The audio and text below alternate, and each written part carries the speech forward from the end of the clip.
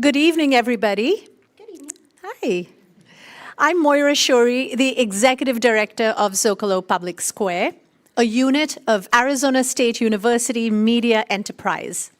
At Zócalo, our mission is to connect people to ideas and to each other. Everything we do is free, and everyone is welcome. We publish original writing and present conversations like this one. We were founded in 2003, and now we're celebrating our 21st year. You can find us at zocalopublicsquare.org, on podcast platforms, and on YouTube, so please subscribe for our latest programs. So it's really great to be here at the San Bernardino County Museum to conclude our series, What is a Good Job Now? And this is a series we've done with the support of the James Irvine Foundation. This series focuses on workers in the low-wage sectors of California's economy, in communities across the state. Through public programs and essays, grounded in workers' experiences and realities, we have explored how to make the hardest jobs more rewarding and make life better for those who do them. Tonight's program asks, what is a good job now in childcare? Let me introduce our moderator, Rebecca Gale. Rebecca is an award-winning journalist at the Better Life Lab at New America with years of experience covering the nexus of politics and people in Washington, D.C.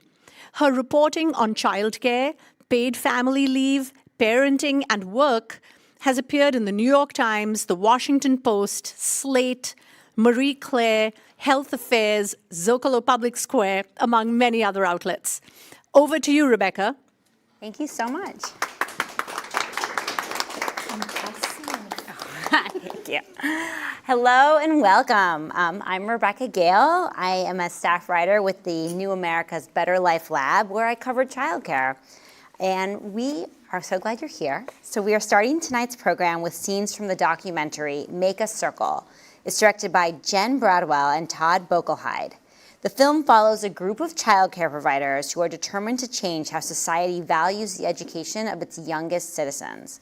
It gives us a window into the life of an early childhood educator, people we don't often hear enough from and whose stories aren't always front and center in the debate around making childcare more affordable and accessible. But as you'll see, this includes a promising blueprint for fixing our broken childcare system. So watch the movie now.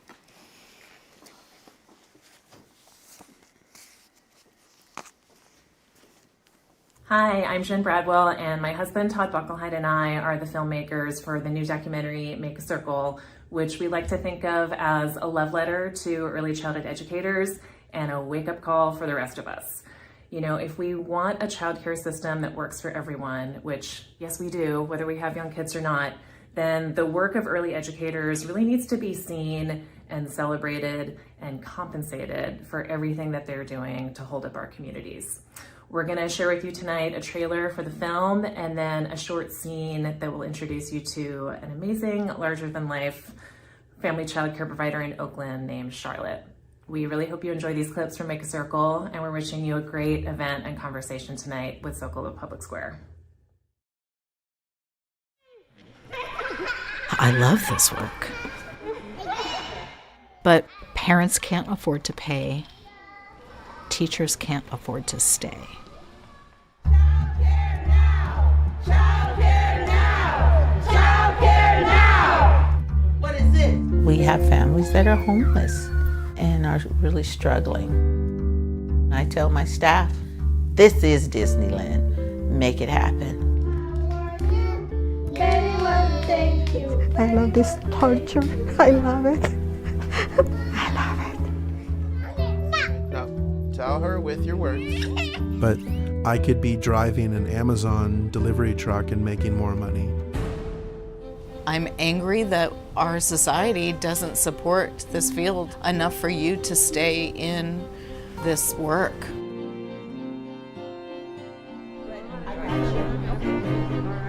We're not the Girls Glee Club. We're going to talk about policy, how we can better our lives. That's why you are here. we're coming and saying, you can't ignore us. Child care now! When we fight, we win! When we fight, we win! Let me see those muscles. Oh!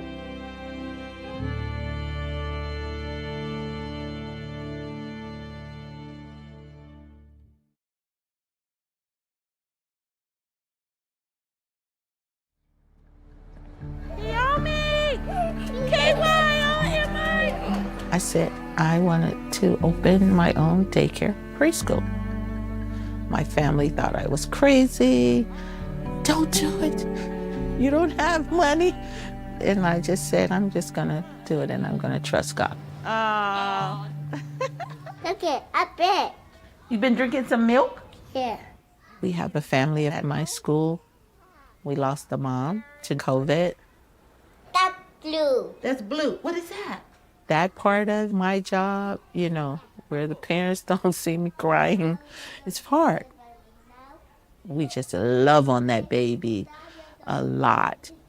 I love big muscles. You got big muscles because you're eating your fruit? Yeah. Okay, I'm happy you're eating.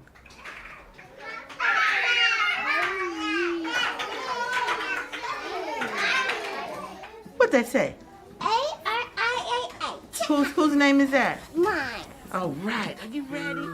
We know that we have families that are homeless, you know, and are really struggling. A parent might be in the middle of substance abuse, or the child says she saw the daddy hit the mommy or something like that. Just life. And I tell my staff, this is Disneyland. Make it happen. Green! Okay, oh, one more. Oh no, were you picking? Turn it, close your eyes. I'm a la la la la. I'm a la la la la. I'm a la la la. Some people say, oh, you don't need to do anything. Let them learn it in kindergarten. No, that's not going to work. Round. Shh, don't jump. Go find the circle. Find the circle. They're fired up in kindergarten. They're going to be fired up in the 12th grade. And when they go into college, that's a piece of cake. Okay, if you get it right, you get it. E. Oh, man. J for jump rope. J for jump rope. H for heart. Heart. Boom, boom, boom. Q for question mark. Oh, yes. Woo! I didn't get any. Who won? Me.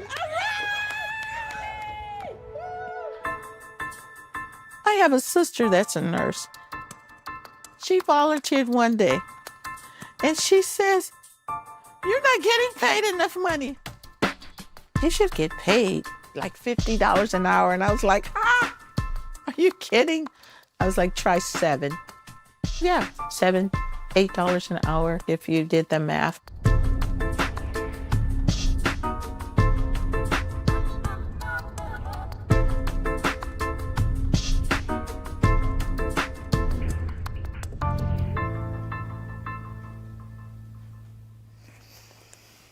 Wow. That is going to be an amazing film. I'm really glad we got to start with that. So next, I am pleased to introduce our guests who all come to this conversation tonight with their own unique lived experiences connected to care. First is Maisha Cole. She is the executive director of the Child Care Law Center. She has been a leader and educator in the legal field for over 20 years. She is passionate about combining her love of education and legal expertise to create better opportunities for children, families, and child care professionals. She has deep ties in the community to legal aid programs and among advocates. She is dedicated to advancing the Law Center's mission to advocate, educate, and litigate to make child care a civil right. Maisha received her BA in political science from UC Berkeley and her JD from UC Law San Francisco, formerly Hastings.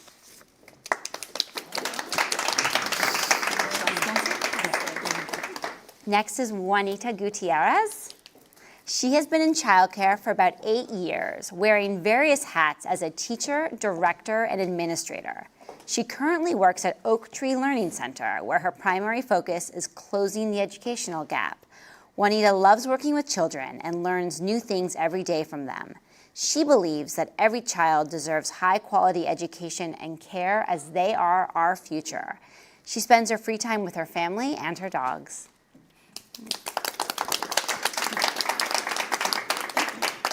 Next is Ai-jen Poo, is a next-generation labor leader, award-winning organizer, author, and leading voice in the women's movement. She is the president of the National Domestic Workers Alliance, executive director of Caring Across Generations, and a trustee of the Ford Foundation. Poo is a nationally recognized expert on the care economy and is the author of the celebrated book, The Age of Dignity, Preparing for the Elder Boom in a Changing America. You can follow her online at Ai-jen P on Instagram and Ai-jen Poo on X. And we have Lisa Wilkin. Lisa is the executive director of the Child Development Consortium of Los Angeles, a nonprofit organization that provides early care and education services for children from birth until kindergarten. Ms. Wilkin serves on the Los Angeles County Child Care Planning Committee and is public policy advisor for Every Child California. She has been a classroom teacher for infants, toddlers, preschool, and kindergarten children, as well as adjunct faculty in early childhood education at Santa Monica College and a member of the school board of the El Segundo Unified School District. So thank you all for joining us tonight. I would like to remind our audience that we'll be taking questions toward the end of the program. If you are watching online, you can, and we hope you will, submit questions to the live chat on YouTube. And with that, let's get started.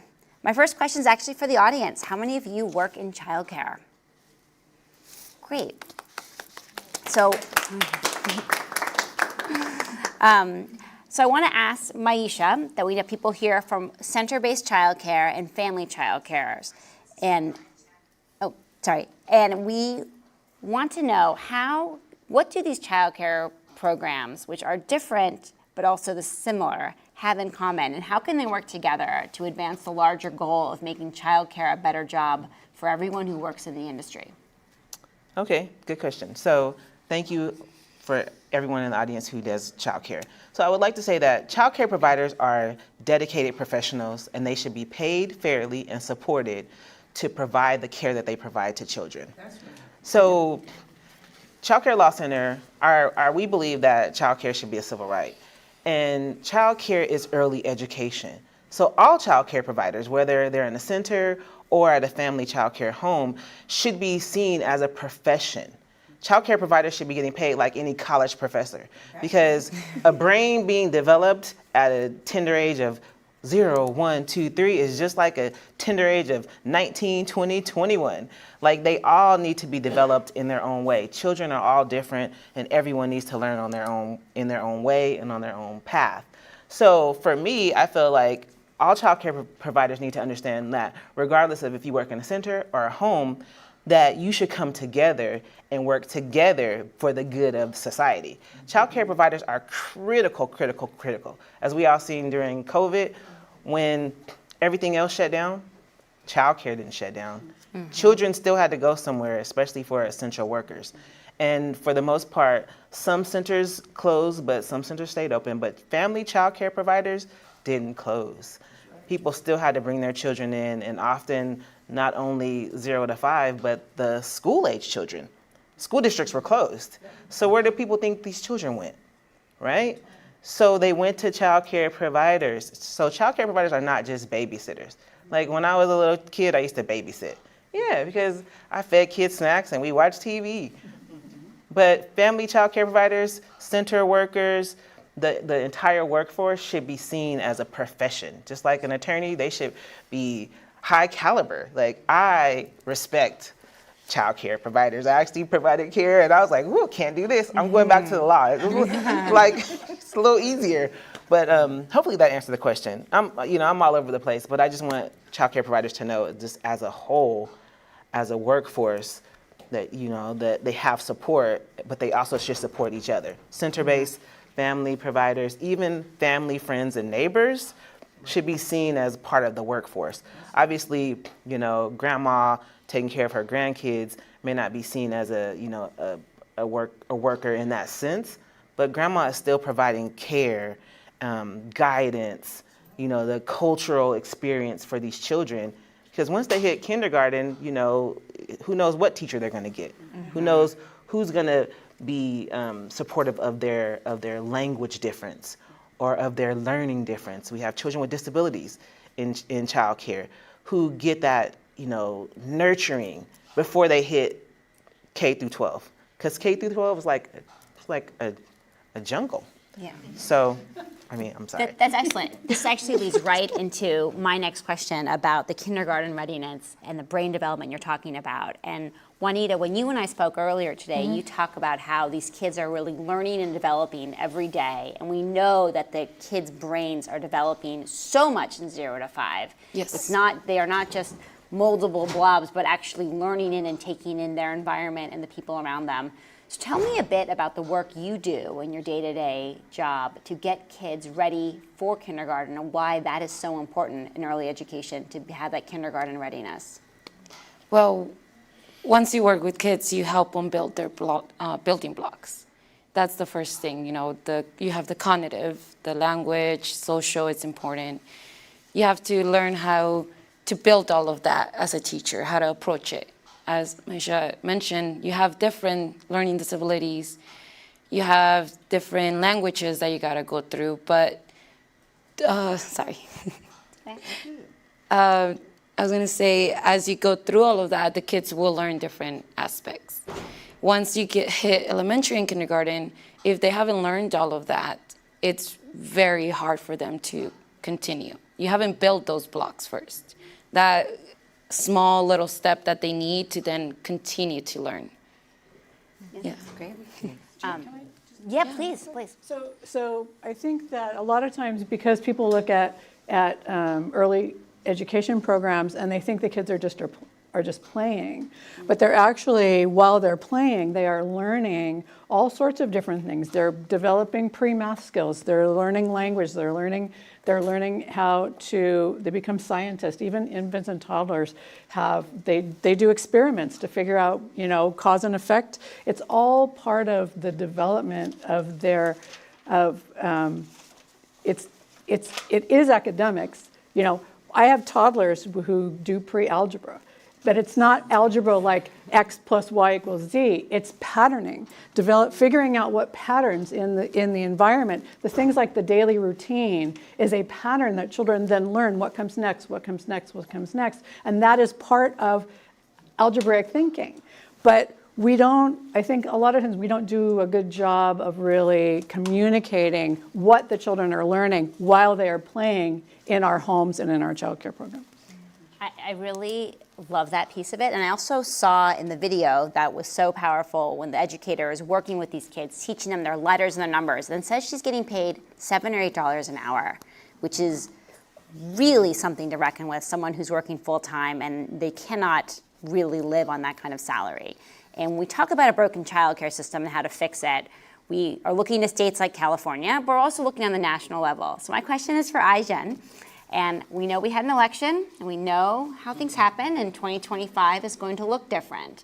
What can we expect in 2025, and what role can childcare providers play in helping keep childcare in the conversation?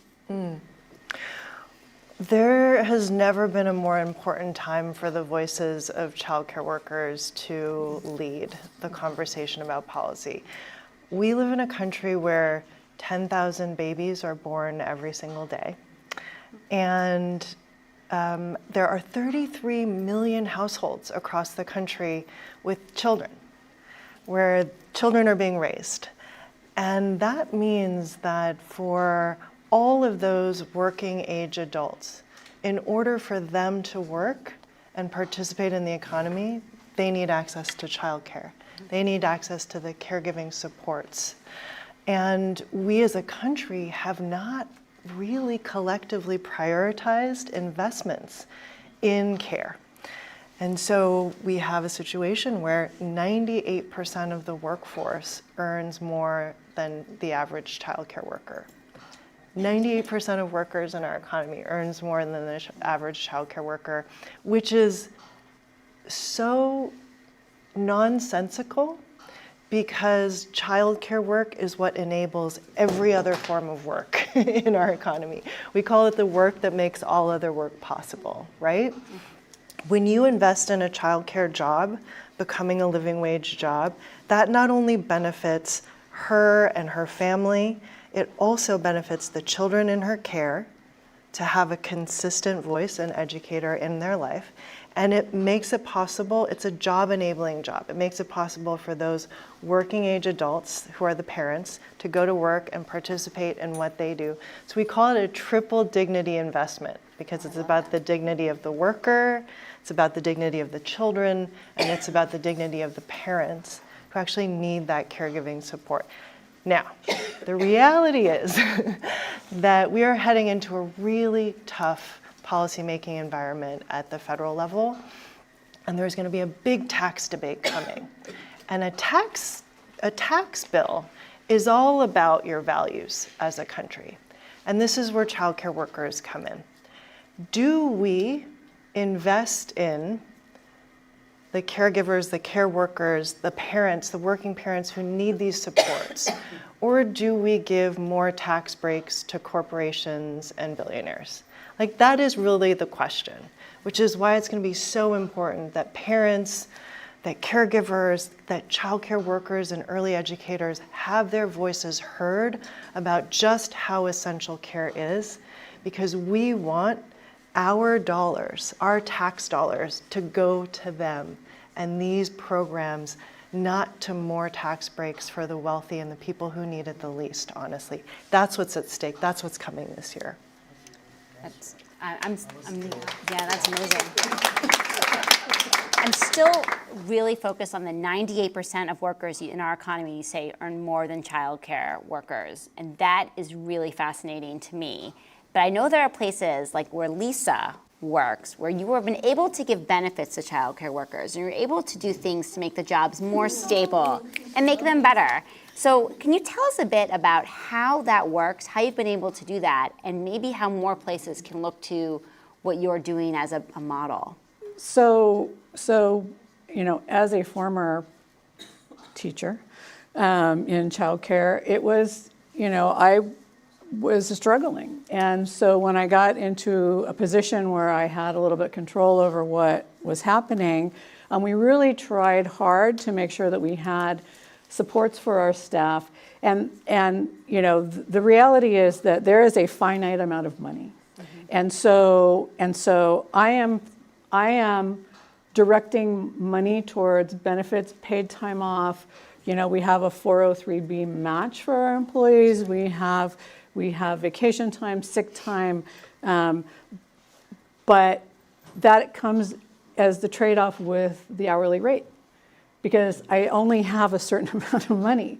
And so I get a lot of times that people want, I'm from Los Angeles, so in Los Angeles the minimum wage is $17.28 right now. So my lowest paid person is $18 an hour. And I have people that make up to $27.50, but I have, partly because I have government funding, which subsidizes a lot of the work that I'm doing. I'm not relying on parents to come up with the cost out of pocket. But they're still asking for a higher hourly rate because they have, they have things that they need to pay for, like their housing costs and the food for their families and transportation and all of those things. And so it's always a little give and take on our end about how much we're going to put into the wages and how much we're going to put into the benefits. But it's, for us, we wouldn't be able to do it without our government funding. So the state funding stepping in is what really allows you to lift the floor. Yep. So this is Can I just yes, add please. to that? The other OECD countries spend on average about $14,000 a year per child in investments in public systems like the subsidies that your program is able to benefit from. The United States spends about $500, $14,000 versus $500 per kid. And this is the difference. It's when we shortchange our childcare system and our childcare workers and providers, it's the children who pay the price. And we have to decide as a country that this is a priority for us, the way that every other OECD country has decided, right? That's. Well, let's actually talk about some of that advocacy and the resources to get childcare to become some of these stronger, better jobs that we want it to be. Maisha, I know in your group at the Child Care Law Center, you're the only law center in the country dedicated to childcare, and you get calls all of the time, not just from California, with people asking some of these legal questions, all sorts of things. Can you talk a bit about what people are asking you and what you tell them, and what resources, if anybody in the audience listening has a question, where they can go to get some assistance? Okay, so disclaimer. The Child Care Law Center, we're only licensed to practice law in California. So I have to Californians only. I have to put that disclaimer out. So yes, we do get calls from across the state. We are a statewide organization, and for the most part, we focus on 3 areas. We focus on housing rights for child care providers, specifically providers that provide care in their home, subsidy rights for low-income families, our families who are in transition, things like that, and disability rights for children with special needs. We want to make sure children with special needs have access to all types of childcare. So with that said, those are the 3 areas we focus on. We get calls, emails about everything. Can I get rid of my assistant? Do I have to pay my assistant, minimum wage? How do I get rid of a child with a disability? How do I deal with a parent who is disruptive? How do I deal with a parent who has custody versus another parent that doesn't? So we get all, child care law has an intersection of law with various things that you may not think about. Employment law, everything kind of comes in, and so we tend to become the social workers in essence. So people can email us any question, and what we do is we find a resource and we send the resource. So we have a series of Know the Laws that focus on our main areas, but we do have contract law. How do you, as a child care provider, develop a contract for your parents? What things can you be sued for? During COVID, a lot of families were saying, well, our child care provider is not providing masks. Can we sue? What? Providers were saying, well, parents aren't paying because they're not working, so they're not bringing their child, but they want us to hold their spot. So there's a lot of little legal issues that pop up and people don't have anywhere to go. So they tend to come to us and we do our best. We have a small staff. We do our best to try to accommodate and try to provide resources. But then what happens is we work with our partner organizations. We work with the union. We work with other organizations to help advocate on the state level for the things that people are asking. So if there's a hot topic, something comes up that's always coming up 3 or 4 times a week, we'll say, okay, who is the best person in the community and our network to work on this issue? And then we work with them to press and to advocate. And we try to teach providers how to advocate on their own behalf. Providers need to be at the table. Their voices need to be heard, especially immigrant child care providers, providers who don't speak English.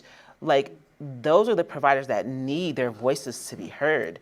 The ones who are providing this essential care in their own communities. And the state legislatures, the people who are making the decisions, don't know about them. Those are the people that we need to hear from, because the people who are in power need to understand. Listen, if you keep childcare going, then Californians can work. The more Californians work, the more the economy is going to get better. It's a trickle up.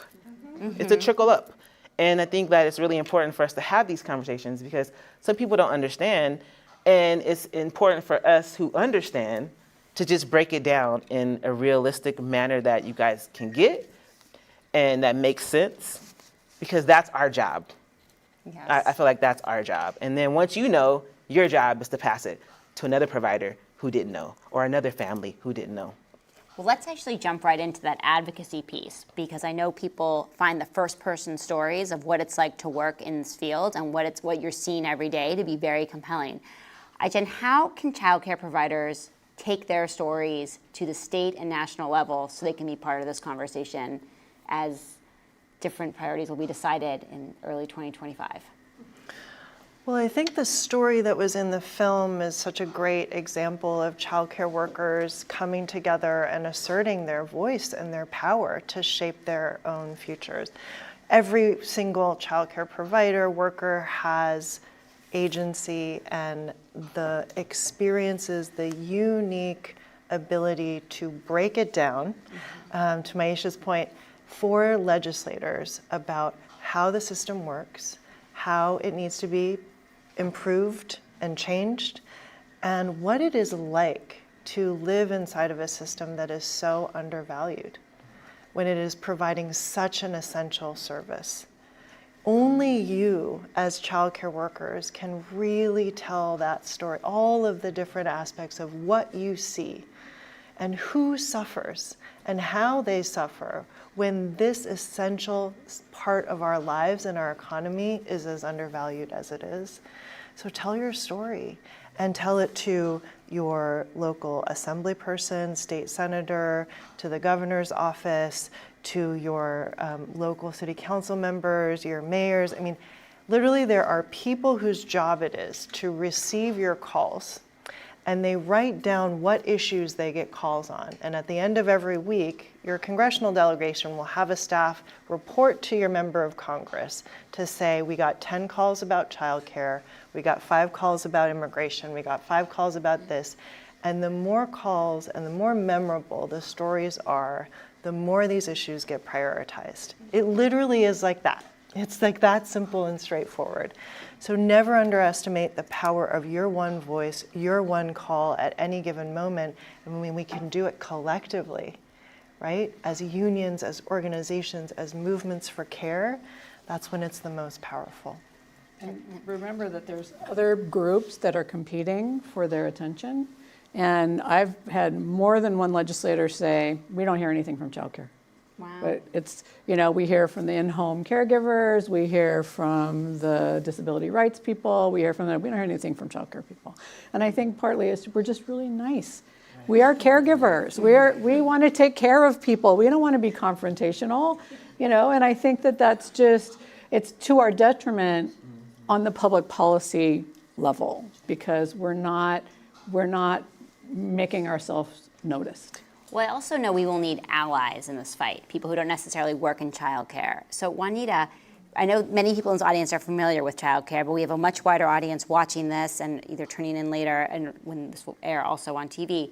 Tell us a bit about what working in childcare is like and what people who maybe aren't as familiar with the field may not know about it. It's chaos. It's good chaos, but you have to be prepared for the chaos.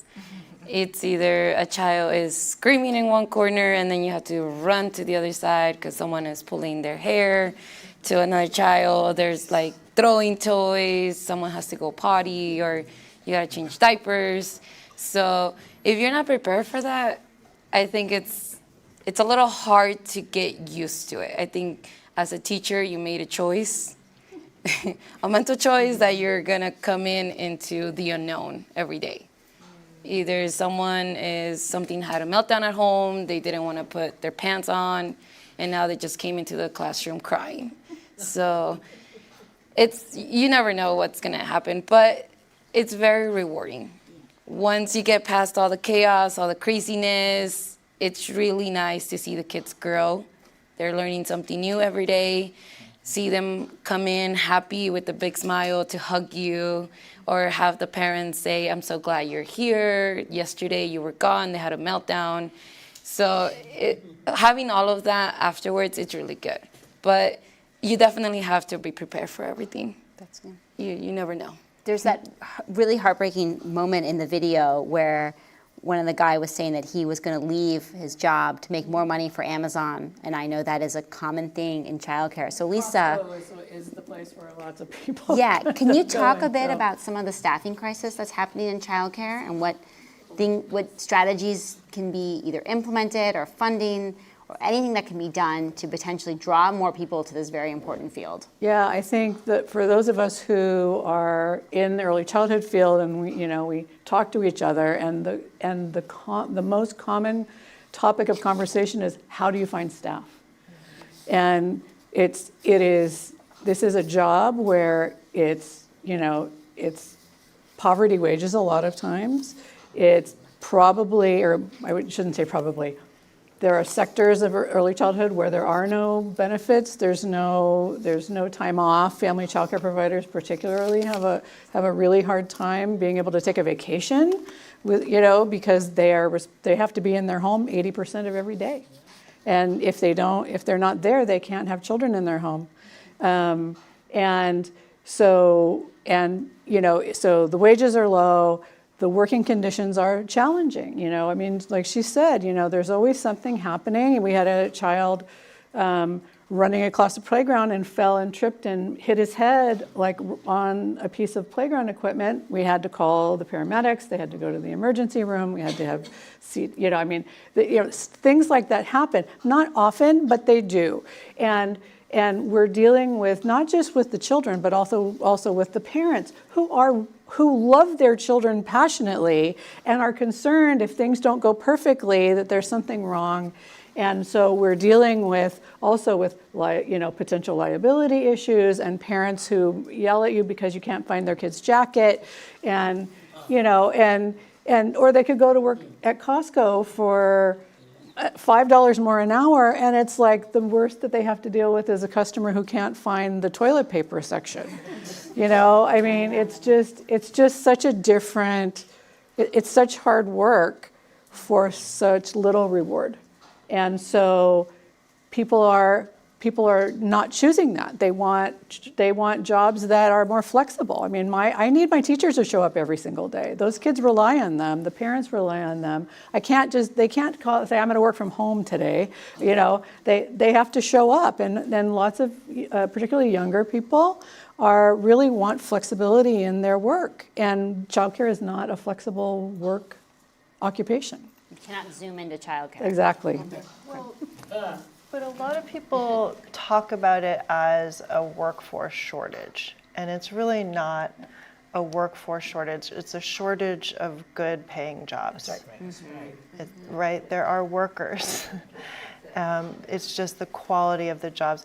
And the other thing people say is, we just need more training programs, more education programs, but until we raise the wages and offer better conditions and invest in this workforce, no amount of training is going to address this issue. And so it is about, we need to stop talking about upgrading the worker and start talking about upgrading the jobs. That's right. Absolutely. Yeah. Well, California is unique in the country, not only, but they have a child care providers union. And Maisha, I'd love for you to spend a minute or two explaining some of the work this union does, how it can benefit child care workers, and even how child care workers who are not part of this union can still benefit from some of the work the union is doing behind the scenes. Okay, so the Child Care Providers Union, CCPU, yes, has been organizing since around 2004 or so. They've been organizing for years, but we're finally able to legally bargain with the state of California in 2019. So that was a victory in itself. Fighting for your right to fight for your right is just counterintuitive to my brain. So now they have the legal right to bargain with the governor. And what that looks like is that childcare doesn't have a designated funding source. So most people don't know that. So K through 12 gets money from the state every year. Colleges, all the University of California, Go Bears, all those universities get money from the state automatically. Whereas childcare has to fight every year to keep funding or to increase funding. So that's really, really important. And I think that's where the union came in, is really trying to press, really trying to get providers to understand that as a collective, your voice can be heard together. I'm not even sure if I'm answering the question, but I'm gonna keep going. But I think that a couple of the things that were really, really important, we just had a listening session, and a couple of things that really, came to heart for me was like providers saying, like Lisa said, like they can't take off. They can't afford to pay an assistant for a vacation. They can't take off if they're sick. They still have to come to work sick. Well, most of them, that's their home. So they're at home, they're in their room sniffling and coughing, but the kids are still out there, and if you hear a baby crying, who's not gonna come out and cuddle that baby? Because we're caregivers, and that's what we do. But things like that are just retirement. What happens if I'm caring for children until I'm 80? Now, who's gonna take care of me? So then you talk about, well, elder care. It's like a vicious little cycle, but I feel like in terms of the union is working for all of the child care providers who provide care for subsidized families. So the union is working for all of those providers. So even if you are a provider who provides care for a subsidized family, you may not know that the union is working for you behind the scenes, but they are. It's like Santa Claus and his elves. Like there's somebody working behind the scenes to get all those toys made, and then Santa Claus delivers them, and I guess Santa Claus may be the governor, whatever. So he takes the credit for doing these great things in California, whereas the reality is you all have been doing this great work, and he just takes the credit because he's in office, blah, blah, blah. I should be nice. Thank you, Governor Newsom, for all your work. But no, honestly, Governor Newsom, the reason it came to, his plate was because he has 3 children, right? But had he not had children, do you think it would have been important for him?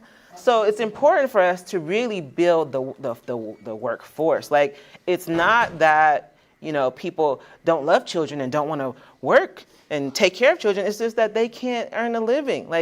You can't expect me to take care of your children and then I can't even get a subsidy to put my children in subsidized care. Right. Yes. Or I'm barely making enough money, I can get food stamps. But you want me to continue to take care of children morning to night, all day, because sometimes providers take care of children at night. Parents have different work schedules. So we have to understand that we must value our workforce and actually look at childcare providers as a profession. I think that's what's missing is this profession image. I think we need to start changing the narrative and saying what we want. Si se puede, we want it and we want it now. I think we really do. I think we've been timid, and I think this is an opportunity for us to really step out of our comfort zone and say what we want and when we want it. Because who are we upsetting? Who cares? We're upsetting the higher ups. Well, who cares? Because we're taking care of these children who are going to then take care of us when we get old. And right. We care for these children. So here's the deal. Before I graduated from law school, and then my children were in preschool, so I became a child care provider. My grandma was like, "What are you doing? You have a law degree." I was like, "But I love children." And they worked me. I swear.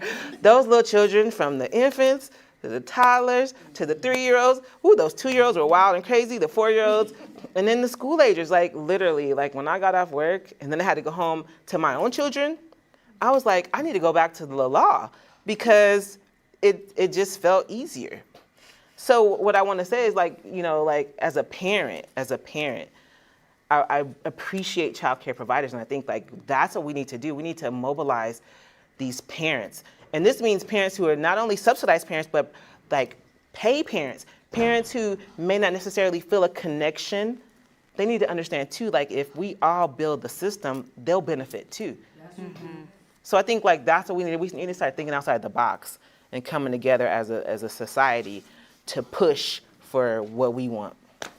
Okay, thank you. Yeah, excellent.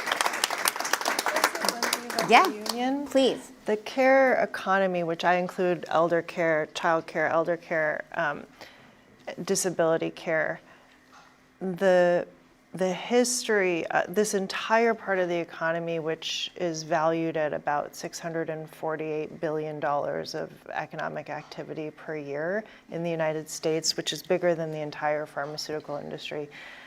That whole part of the economy has been so devalued. And it's always been women who have disproportionately borne the work of care as professionals, especially women of color, Black and brown women, and then unpaid care has always often rested, and still does today, rest on the shoulders disproportionately of women. And the only way that the professional care workforce has been able to raise wages out of poverty levels has been through unions.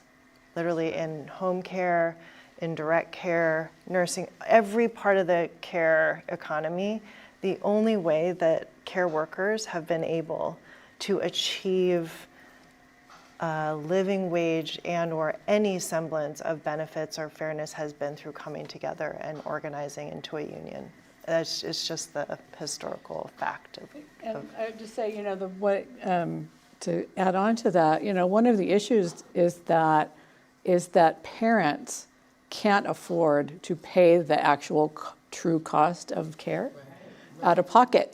But it is very expensive for them. So parents don't understand what's the problem. I'm paying so much money. Why are you complaining about this? And because it costs more than you think. So government subsidy is really the only way. So when she's talking about unions, it's unions negotiating with the government. Right. This is not right. It is not for this particular case. Unions negotiating with individual child care center owners because they don't have money to. They don't have any more money to pay these people, right?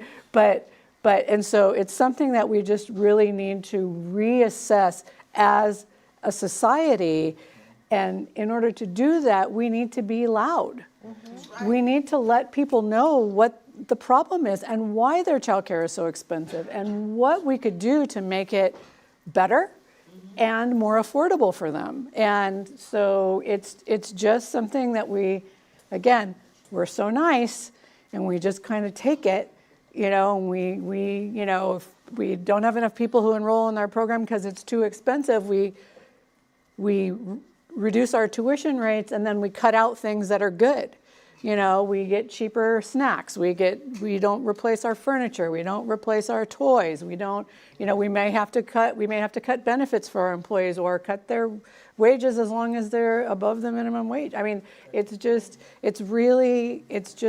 It's not a real market economy in childcare, and we need to acknowledge that. Yeah, and we're hearing a lot of this is that we really need the state and federal investments, similar to what the other countries that are doing that are investing $14,000 in children, and the United States is investing $500. So I want to last questions for each of my panelists before we switch over to the audience question. If we're going to get there, can you tell me what you think empowerment or advocacy within the child care field can look like? I don't have to start with you if you don't want, Maisha. I put you on the spot a lot. Yeah, let me think. Repeat that question one more time. What does empowerment or advocacy within the child care field look like, or can it look like? Ai-jen, do you want to start? You seem ready. It looks like conversations like this happening out loud in communities all over this country. It means building very intentional coalitions with providers, with parents, with workers, and coming together collectively. Change is about power. And we often underestimate the power we have to make change together. And I think if we come together, think about just the 33 million families who have a stake in this question. The 9 million or however many childcare workers there are providing childcare every single day in this country. There is so much power there. And if we were to actually raise our voices together, we could really change the terms of this whole fight. Yes, absolutely. I was going to say, making people more aware of things, letting them know that childcare is important. Mm-hmm. And we need childcare workers out there. Just if we're not just them going to work, but just simply educating the children. Mm-hmm. So being more aware of that will hopefully bring change and empower us and bring everything good. Yes. Lisa? I had a colleague once who threw the budget of her childcare center out on the table in front of parents. Wow. And said, "This is what it's costing us," because she needed to do a tuition increase and they couldn't, and parents were pushing back. And she says, "All right, here, this is it. Where do you want me to, where would you like me to cut back on, in order for me not to do the increase?" And she was lucky because she had parents who could afford to pay for that, but they voted to actually give the center a tuition increase that was higher than what the director had been asking. Wow. And so sometimes it's just providing information, right? So that people understand what the actual situation is. And you just have to, you start with parents. Even parents who are low income can go with you to a assembly person's office or the city council member's office and have them explain what having reliable, affordable childcare means for their family. Whether it means being able to go back to school so that they can raise their family out of poverty, or being able to hold down a job so that they don't have to go on public assistance. I mean, it's just those kinds of things are really important stories, and a lot of the legislators just don't have a frame of reference for what's happening. There are many legislators who are a little bit higher income, so they haven't had to struggle. And so they don't, even though they may be sympathetic, they don't really understand it. And so we have to tell our stories, and we have to tell them constantly. I don't know what else to say about that. No, it's a great answer. We also see a lot of legislators who are many years away from having young children. Right. And perhaps when they did, they had a spouse whose primary role was to take care of them. So we're seeing people who are making these policy decisions who are very far away from what it means to have a young child who needs care for you to go to work. But I would just like to say I would agree with everything and just say that California, the state, the nation should just look at childcare as a civil right. Mm-hmm. Just like education is a civil right, and you have the right to bear arms, you have the right to this, every child should have the right to quality childcare. Mm-hmm. And the state should figure out how to pay for it. Let the state figure out how to pay for it. Like, why is that something we have to pay for?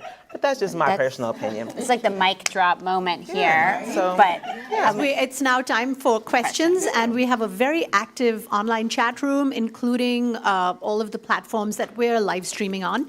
So I'm going to start with a question from the chat room. If anyone in the audience has a question, please come and stand here, and please give us your name with a short question for the panel so that everyone has time to ask their questions. So the first question from the chat room is directed to Ai-jen. In a dreamscape, what law could be passed at the federal level that dramatically changes the approach to childcare? We would have a universal childcare system that allowed for everyone to afford childcare. There have been proposals to cap the cost of childcare at 7% of your income, whereas most people are spending about 24% of their income on childcare. That would go a long way, but I would like us to get to a place where we have universal access to quality childcare in this country, and that is a national priority of ours. And that every child care worker earns a living wage with benefits and health care and real economic security. The next question from the chat room is open to the panel. What would an ideal child care system look like? Free. Free and well compensated. Free for families, compensation for the workers, and quality care. Like, and a dedicated, like just money from the state to show our children that we care about them. Not just we care about them when they turn 5. And flexible too. So some people will want center-based care, others will want support with family, friend, and neighbor care. There's lots of different ways for childcare to meet the needs of families, and so much unmet need. An ideal system would be flexible and would resource people in all different contexts. Juanita or Lisa, do you want to answer as well? I was going to say high wages. You know, just being able to provide for your family, that would also be included. Yeah, I mean, it would have to be subsidized by the government. It's just, there's just no other way. That's right. No other way to do it. But, you know, we have known for decades and decades and decades what is good care for young children. We know what it is, but a lot of programs can't afford to do that. And so if we could just be compensated at a level that makes sure that the program that we're providing for children is what we know is best for them, it'll be, you know, that would be ideal. Just to add the point, there are many industries that are subsidized by the government. What childcare wants is not that different from something like education or defense or healthcare or research or universities or science. We have a long history of subsidizing things our country feels are important. What we need to do is make childcare part of that equation. All right. You know, the state of New Mexico passed a ballot initiative a few years ago that fully subsidizes childcare for families up to 400% the poverty level. So an average of like $124,000 a year in family income. You can get fully subsidized childcare. And the citizens of New Mexico voted to pass that initiative, and now it is law. We can do hard things. Yeah. Is there a country anywhere in the world that has an exemplary childcare system? I mean, so I would say that there are countries that do so much better than we do in terms of having affordable, quality childcare and having childcare be heavily subsidized by the government. Scandinavian countries come up quite a bit. And also countries where care workers are compensated at better rates and are seen more as skilled professionals. But I would say there's not really a country in the world where childcare workers are valued and respected at the level that they should be. And I would love to see us become that country that leads the world in respecting, protecting, and valuing childcare workers. We are, in addition to New Mexico too, that Ai-jen mentioned, Vermont is investing a lot in childcare now, and they are going to give childcare subsidies up to 500% of the poverty level, which is $180,000 for a family. So we have these 2 states that are relatively new at unveiling these near universal policies. They're not perfect, they're new, but they're going to have it. So when we have this conversation 2-3 years from now, we'll have data. We'll have people growing up in raising children in states where child care is expected to be free and high quality. And this is going to hopefully be how we start changing this conversation. It's only 2 states, but we're starting. California could be next. Yeah? We're close. How are we going to get there? Close. We're going to get there because we're going to keep pounding the pavement. We're going to have child care providers, families, children up in Sacramento telling the legislature that their story and that child care is important. And they're going to call the Child Care Law Center, and you're going to use our legal expertise to help you bypass some of these unnecessary barriers, because that's what the wealthy folks do. And we need to start thinking like wealthy folks as well. Like, we are wealthy in our spirit, in our minds, in our education. We may not have all the money we want, but we need to start thinking of as wealthy people and how we're going to educate our children and the rest of the children in this country to be who we want them to be. We have to say it and just do it. I'm pie in the sky. So I'm pie in the sky. I think we can do everything we want to do. We just have to do it. We have our final question of the night. Sorry. You hold it for me. Okay, hi, I'm Gina. I'm CCPU. Hey, woo! Okay, real quick. Yes. So, your panel is awesome. Your panel is awesome. And I had to pull someone because I wanted to come up here and say it right. Because, see, in my mind, I'm saying, hey, we going to the table real soon. I want y'all to come with me. Right? So instead of saying that,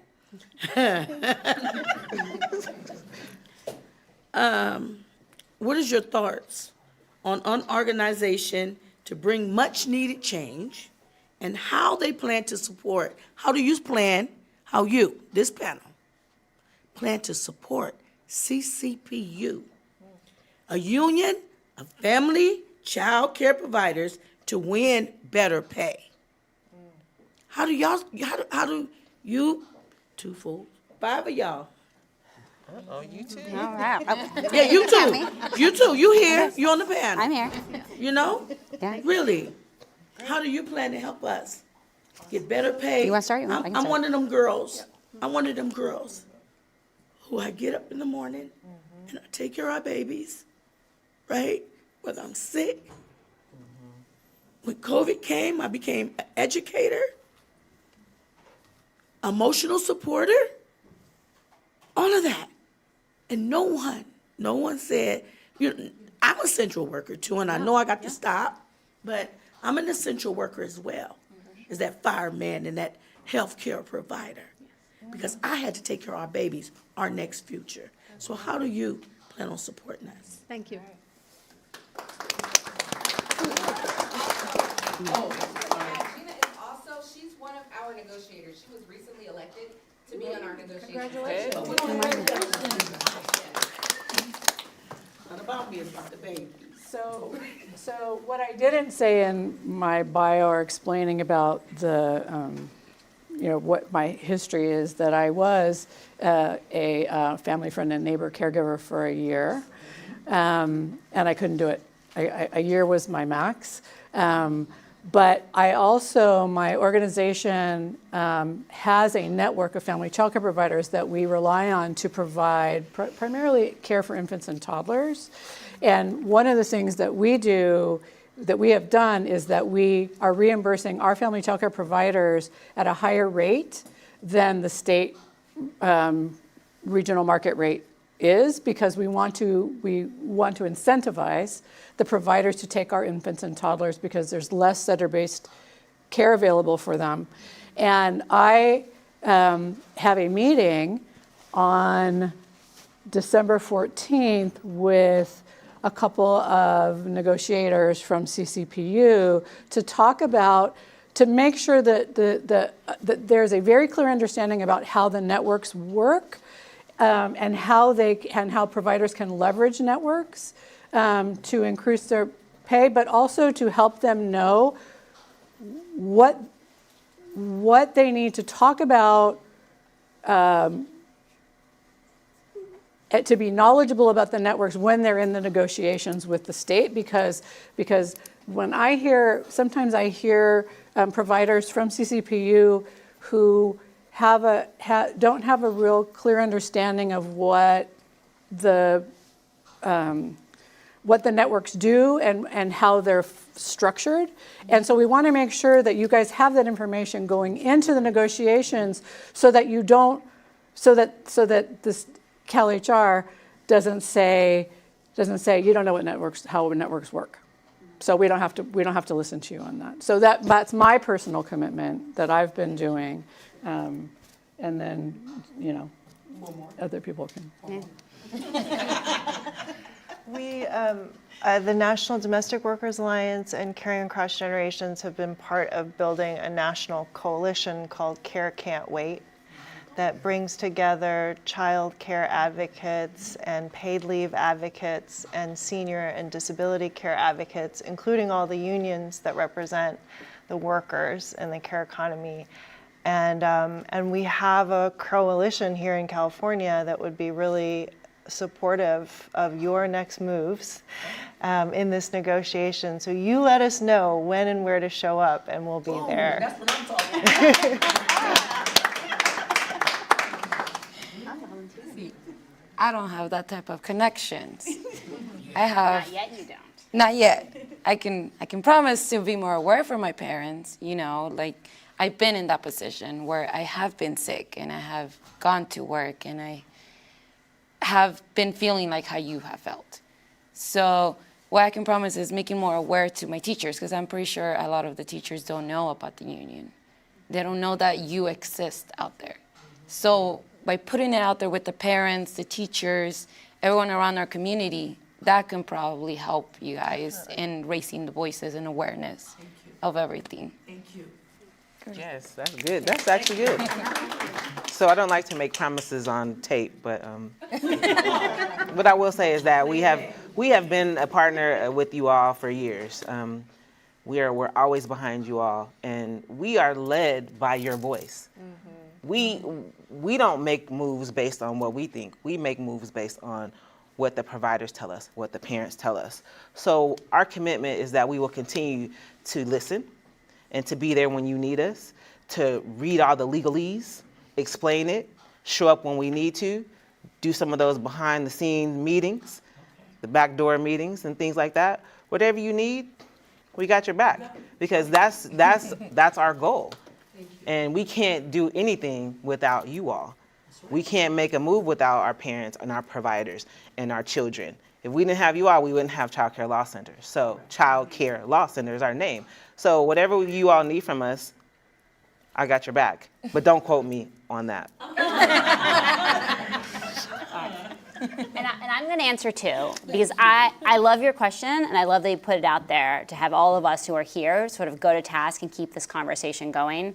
I'm a journalist, so what I do is I do whatever I can to keep childcare in the news. That is how I feel like we're going to keep this conversation going, and I take stories like yours or any childcare provider who shares them with me, and I try and put them out in the world, whether it's through a news outlet, through something through the Better Life Lab, or through my Substack, which is called It Doesn't Have to Be This Hard. It's about parenting and childcare in America, because it doesn't have to be this hard. Next week, I'm going to Vermont, that tiny little rural state who's investing a lot of money in childcare, because I think that what Vermont's going to do could be a blueprint for more places who decide to invest in this. And right now it is a year old, but that's how paid family leave started right here in California. And people thought California, they're going to go bankrupt. They're giving people time off to stay home after they have a baby. And you know what happened? 13 states followed you. So this is how we're going to do it. If I can get funding to go to New Mexico and do the same thing, I will happily do that. So this is the kind of conversation I want to keep going. So I encourage all of you guys to share your stories with your coworkers, with your colleagues, with your friends and your neighbors and your families and your parents, because what you say matters. And for so long, the care workers in our country have not been visible. Part of that is because we think of unpaid labor as not being as valuable as paid labor, and that's a different thread as to how that came about. The point being, we have to change that, and it changes it when you put a face to it, and you put a story to it. And I want to write the story, but you're going to be the face. So, should I close this now? Well, thank you for the spirited discussion, and it is time for us to close. Maisha, Juanita, Ai-jen, and Lisa, thank you so much for this wonderful, spirited, enthusiastic, and deeply heartfelt conversation. I want to thank Zócalo Public Square and the Irvine Foundation for presenting this program. You'll be able to find a summary of the program on Zócalo's website in the coming days, as well as interviews with all of our panelists. And please subscribe to Zócalo's newsletter, podcast, and social media for more great conversations. And thank you to all of you, the audience, for joining us. Please stay to continue the conversation at our reception, where we will have food and beverages for everyone. If you have children in the child care area, make sure to pick them up. Pick them up first.